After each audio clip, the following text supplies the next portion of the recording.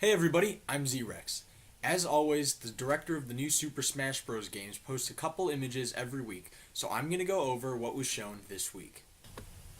The first pick of the week featured two Miis dressed up in costumes.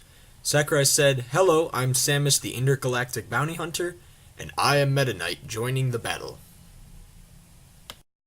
So outside of the obvious trolling that Sakurai did this week with the whole Meta Knight thing, he shows off the two new different costume pieces for the Mii fighters. The one thing that I find really interesting is that both of these are available via Street Pass. This makes me wonder: are there going to be different hats or masks and costumes that you can get during the game, or are these all the different hats and masks that you get for your Mii by doing Street Pass and Find Me and all those other games?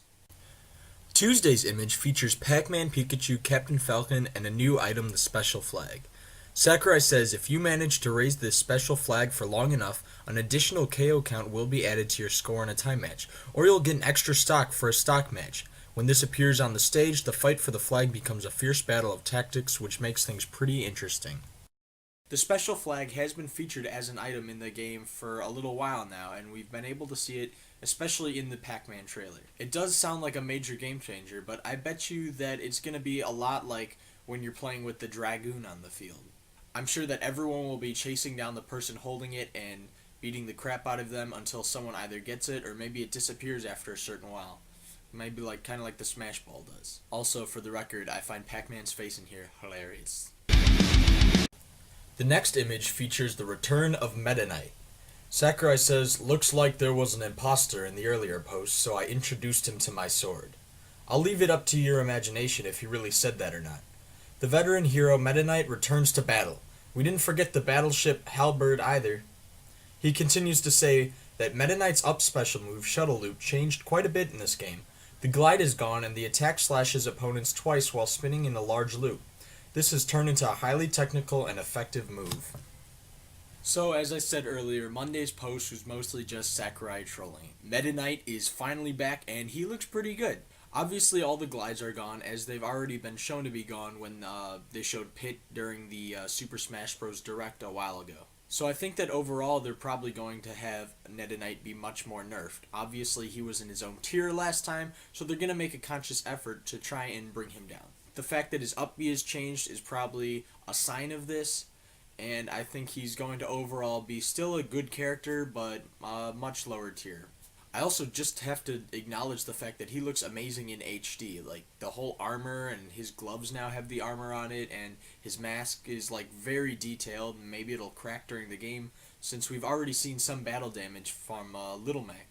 So, I'm really excited. On Thursday, we got an image showing off two new moves for Mega Man. Sakurai says, "Here's Beat and Plant Barrier. These are some of Mega Man's custom special moves. You might also be able to use some signature boss-like moves from Mega Man Series 2.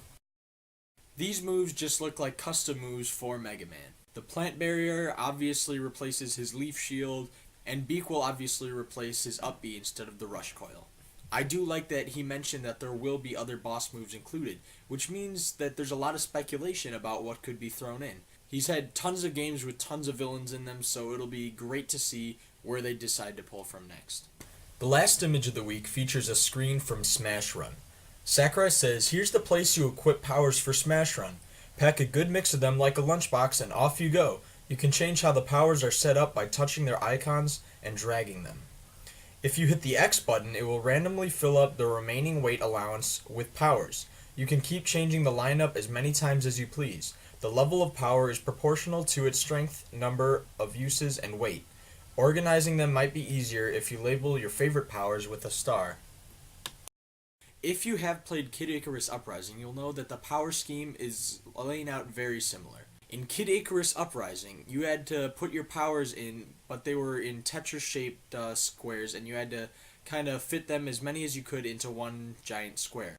This, however, is limiting you just by weight. It looks like the better each power, the bigger the weight is, and you have a limit to 25. It is unknown, though, if you can go past 6 items, in case you wanted to do a lot of small items with low weight, or maybe just a couple of big ones. So it'll be interesting to see how all this works out.